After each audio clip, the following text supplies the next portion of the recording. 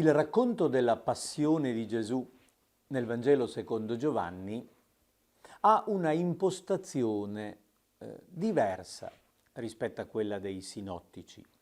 Sostanzialmente si raccontano gli stessi fatti, ma il modo con cui il quarto evangelista affronta la morte di Gesù è diverso, perché nella sua prospettiva simbolica egli vuole dare peso a quell'evento e ne parla come della gloria di Gesù.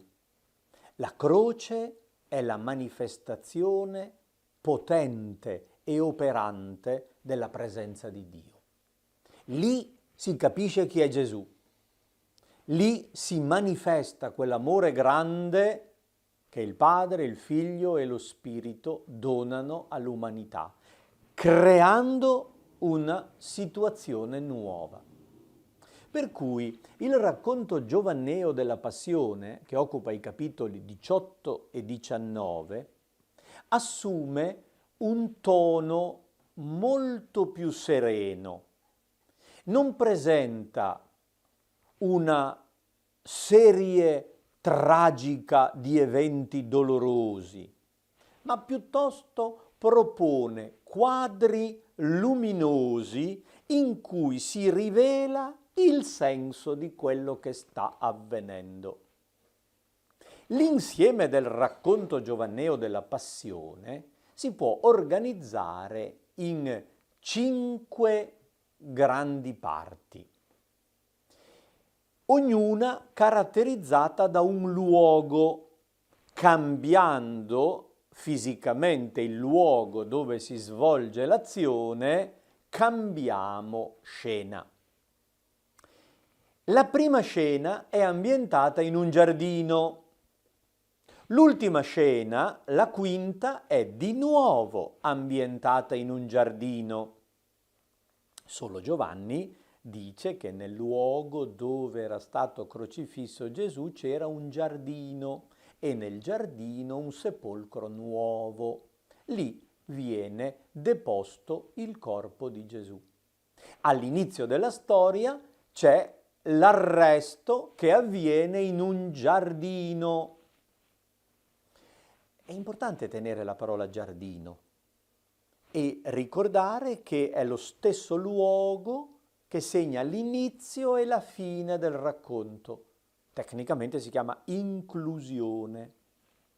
Ma se io insisto sulla parola giardino, dicendo che è significativo che tutto l'evento della passione sia abbracciato dal simbolo del giardino, voi capite il riferimento simbolico. Il segno è una cosa che fa venire in mente un'altra cosa. E il lettore di Giovanni, conoscendo la Bibbia, capisce che il giardino richiama il tema del giardino delle origini, dell'Eden. Avviene qualche cosa che riporta l'uomo nella condizione originale.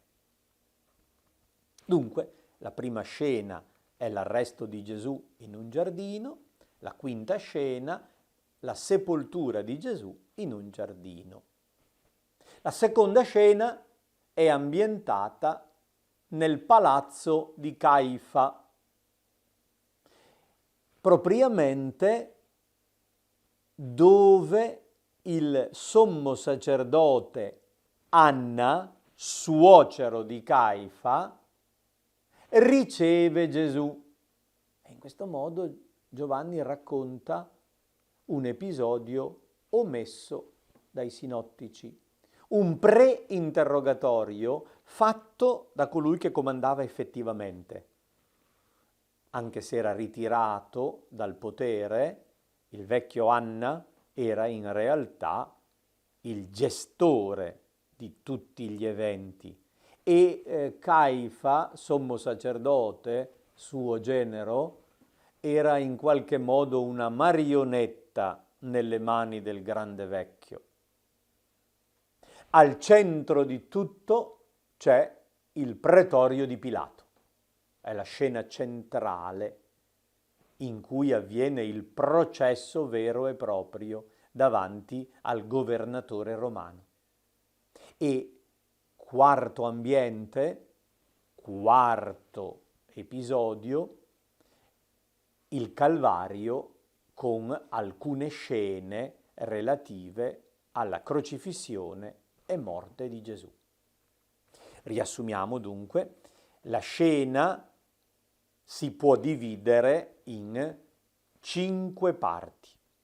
L'arresto nel giardino, l'interrogatorio in casa di Anna, il processo nel pretorio di Pilato, la morte sul Calvario, la sepoltura nel giardino. C'è una perfetta organizzazione letteraria. Cominciamo dalla prima parte. In un giardino avviene l'arresto. Giovanni, a differenza dei sinottici, non parla della preghiera di Gesù né dell'angoscia provata da lui nel Getsemani. Presenta semplicemente uno scontro fra luce e tenebra. Ricompare Giuda la notte e ricompare per consegnare Gesù. Ci sono 2 gruppi contrapposti, Gesù e i suoi discepoli, Giuda e quelli che lo accompagnavano. Gesù allora, sapendo tutto quello che stava per accadergli, si fece innanzi e disse loro: «Chi cercate?» È la prima parola che l'Evangelista mette sulle labbra di Gesù in questo racconto della Passione. Ricordiamo che la prima parola pronunciata da Gesù nel Vangelo secondo Giovanni è rivolta a quei 2 che lo seguivano all'inizio ed era: che cosa cercate? C'è un intento di collegamento. Adesso inizia la parte conclusiva e c'è di nuovo la stessa domanda. Chi cercate? Gli dicono Gesù il Nazareno. Risponde: io sono. Posso tradurre sono io, ma non è un senso banale la risposta di Gesù. È ancora una volta quella formula teoforica con cui Gesù si presenta con il nome stesso di Dio. Io sono. Tant'è vero che appena ebbe detto io sono, indietreggiarono e caddero a terra. Dopodiché Gesù ripone la stessa domanda, gli danno la stessa risposta e Gesù continua: avevo detto che sono io. Che cosa c'è di particolare in quella reazione? I nemici indietreggiano e cadono. Quando invocherò il tuo nome, dice un salmo, coloro che mi assalgono retrocedono e cadono. È un racconto teologico. All'inizio viene mostrato il compimento.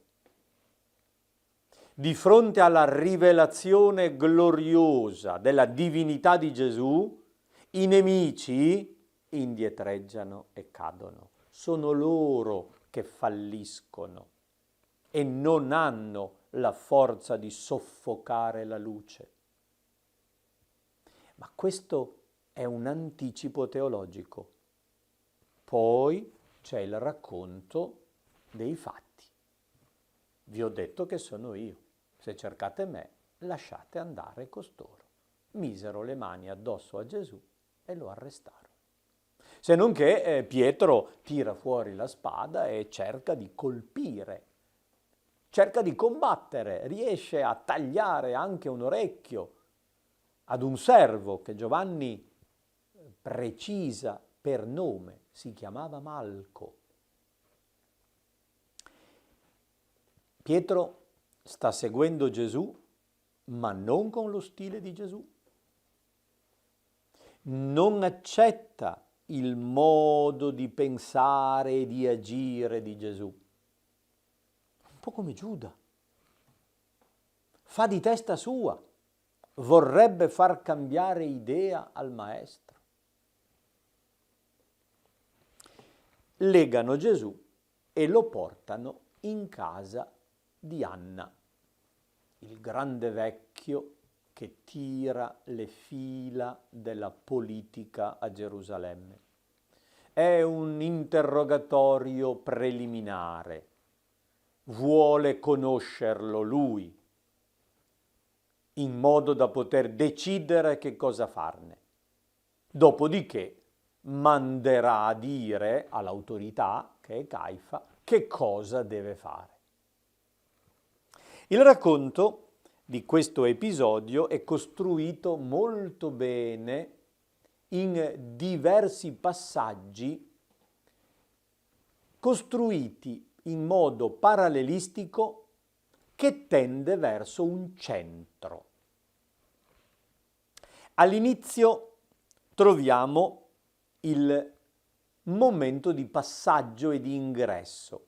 Gesù viene portato dentro la casa di Anna e 2 discepoli lo seguivano, Pietro e un altro. L'altro, essendo conosciuto dal sommo sacerdote, può entrare, mentre Pietro rimane fuori. L'altro discepolo parla alla portinaia e fa entrare anche Pietro. È importante questo particolare perché l'altro discepolo, con ogni probabilità, è Giovanni stesso, l'Evangelista, che si rivela come un personaggio importante a Gerusalemme, conosciuto dal sommo sacerdote, legato a quell'ambiente. Egli ha la possibilità di entrare tranquillamente nel palazzo e intercede per far entrare Pietro, che invece è sconosciuto e quindi verrebbe chiuso fuori.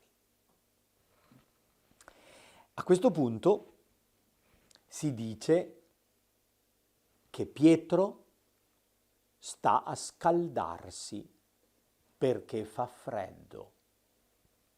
Avevano acceso un fuoco e insieme alla servitù Pietro si scalda.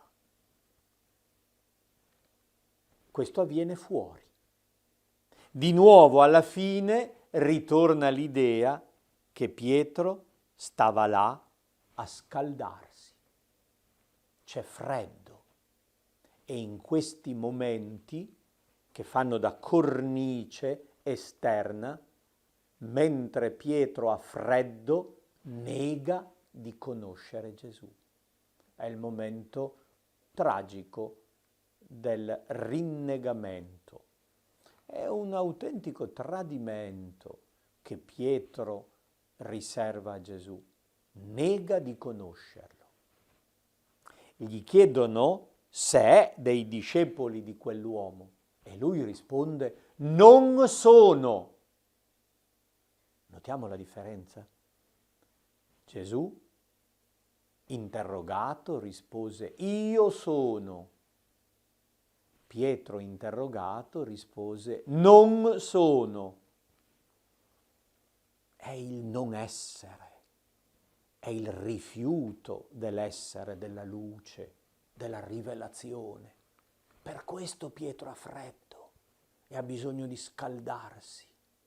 Sono particolari realistici che in Giovanni hanno un forte senso teologico. Incorniciato dal dramma del discepolo che nega di essere discepolo, c'è l'interrogatorio. Anna cominciò a interrogarlo sulla sua dottrina. Gesù rispose, un servo gli diede uno schiaffo. Gesù rispose, Anna lo mandò legato a Caifa. Avete percepito la struttura parallelistica e concentrica? Al centro di tutto c'è uno schiaffo.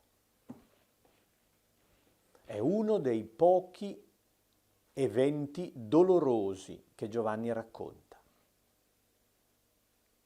È un gesto forte, simbolico.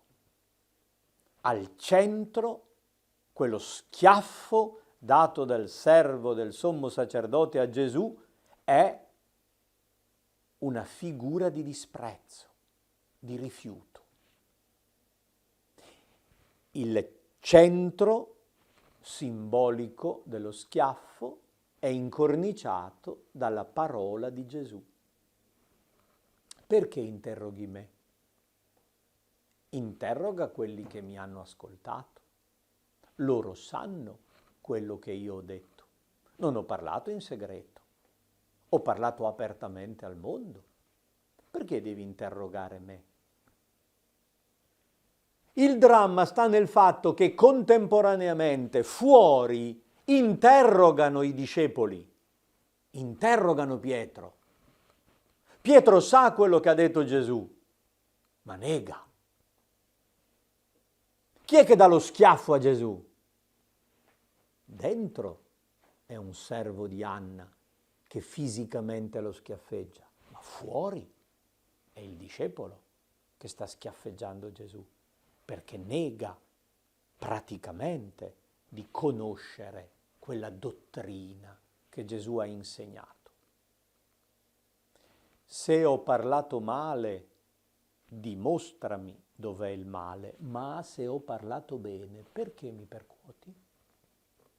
È interessante notare che Gesù non porse l'altra guancia, o meglio, se gliene dà un altro schiaffo lo prende, ma non subisce in modo passivo e silenzioso, non reagisce con la violenza, reagisce con la sua saggezza pacata e pone quell'uomo che lo ha schiaffeggiato di fronte alla sua responsabilità.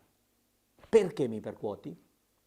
Se ho detto male, devi dimostrarmi che è male. Ma se ho detto bene, perché usi la violenza? Questa frase è molto più importante di quel che sembra, perché è una parola rivolta a quel gruppo giudaico che rifiuta Gesù. E l'Evangelista dice in sintesi, se la rivelazione di Gesù è sbagliata, dimostrate dove sta lo sbaglio. Ma se invece è coerente con le scritture e con la rivelazione di Dio, perché non l'accettate? Sia gli avversari, sia i discepoli possono non accettare la rivelazione di Gesù e non accettarla significa schiaffeggiarlo. Cambia scena, non viene raccontata l'udienza in casa di Caifa. Il sommo sacerdote decide, perché ha deciso Anna, di ucciderlo e lo fa portare da Pilato. E la terza grande scena della passione è ambientata nel pretorio di Pilato.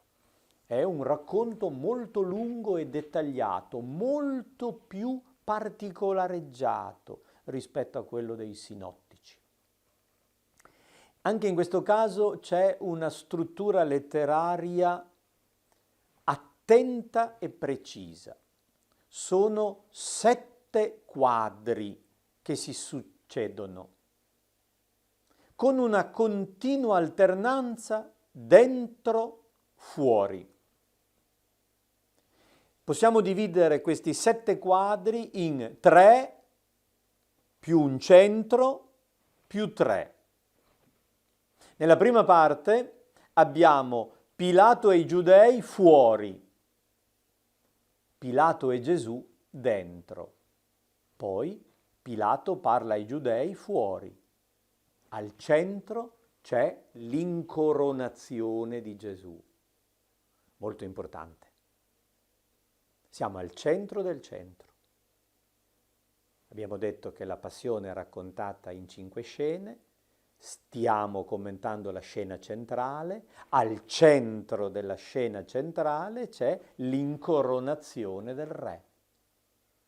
Gli viene messo una corona di spine, un mantello di porpora e viene salutato come re dei giudei. È burla quella che fanno i soldati, eppure è la realtà. Quello è davvero il re dei giudei. Per questo Giovanni isola la scena e la pone al centro, accennando appena di sfuggita alla flagellazione e concentrandosi su quei gesti di regalità,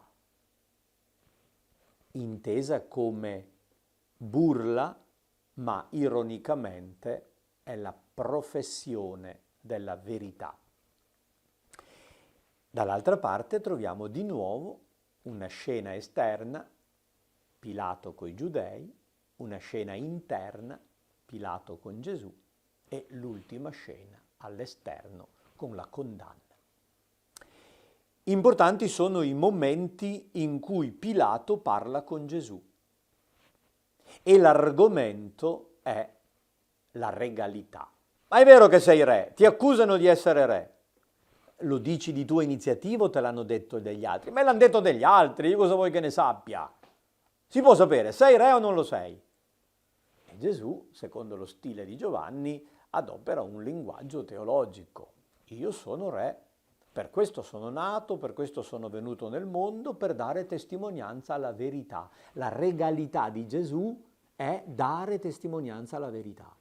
Pilato, uomo pragmatico romano, appena sente discorsi così teorici, pianta lì e esce, domandando che cos'è la verità, e non aspetta risposta. Se avesse aspettato, probabilmente Gesù gli avrebbe potuto dire: la verità sono io, come ha detto ai discepoli durante la cena: io sono la verità. La verità non è un'idea, non è una formula, non è un sistema filosofico, è una persona. Gesù è la verità, cioè la rivelazione piena di Dio. Ed è re per questo motivo, è venuto al mondo per far conoscere Dio. Pilato si rende conto che è un uomo non pericoloso e vorrebbe liberarlo. Lo fa punire semplicemente per dare una soddisfazione alle autorità che lo accusano. Dopodiché lo presenta. Ecco l'uomo. Pilato intende dire: guardate che straccio di essere, e avete paura di uno così. Però, nell'ironia giovannea, Pilato sta mostrando l'uomo vero. Ecco l'uomo. Lui è veramente la realizzazione dell'umanità secondo il progetto di Dio. E le autorità lo accusano dicendo che si è fatto figlio di Dio. Pilato di fronte a questo discorso un po' si spaventa, torna dentro e riparla con Gesù. Ma si può sapere di dove sei? È una domanda fondamentale. Da dove viene Gesù? Da dove viene l'acqua di Cana? Da dove viene il vino che Gesù ha offerto? Da dove ha l'acqua per dare da bere alla Samaritana? Da dove si prende il pane per nutrire la gente? Da dove viene Gesù? Gesù non risponde. Pilato un po' si altera. Non mi rispondi? Non sai che io ho il potere? Io posso farti mettere in croce o farti liberare. No, non avresti nessun potere, gli dice Gesù, su di me, se non ti fosse stato dato dall'alto. Tu sei un delegato dell'imperatore, tu comandi perché l'imperatore ti ha dato il potere di comandare, ma soprattutto vuol dire tu stai compiendo qualcosa perché Dio, che è colui che comanda davvero, ti consente di farlo. Se non fosse così, tu non avresti nessun potere su di me. E Pilato in cuor suo vorrebbe liberarlo, ma è un pavido, ha paura dei turbamenti della sua carriera. E l'argomento che lo fa decidere è il fatto che i giudei gli urlano: se liberi costui non sei amico di Cesare. Di chi sei amico? Pilato deve scegliere. Vuole essere amico di Cesare e quindi non può essere amico di Gesù. Decide di abbandonarlo nelle loro mani. Lo porta fuori e lo fa sedere sul trono. Lo prende in giro, lo mette seduto sul trono lastricato di pietra, il litostrotos, e lo presenta: ecco il vostro re. E loro urlano, i sommi sacerdoti di Israele urlano: non abbiamo altro re all'infuori di Cesare. Questa è un'apostasia. Le autorità religiose, che hanno Dio come unico re, ammettono di riconoscere come unico re l'imperatore di Roma. Perdono tutto. È il momento della dissacrazione. È l'ora sesta. È l'ora in cui Gesù è seduto, stanco, come sul pozzo della Samaritana. È il momento tragico in cui Pilato lo abbandona nelle mani dei giudei e adesso lo prendono per metterlo in croce.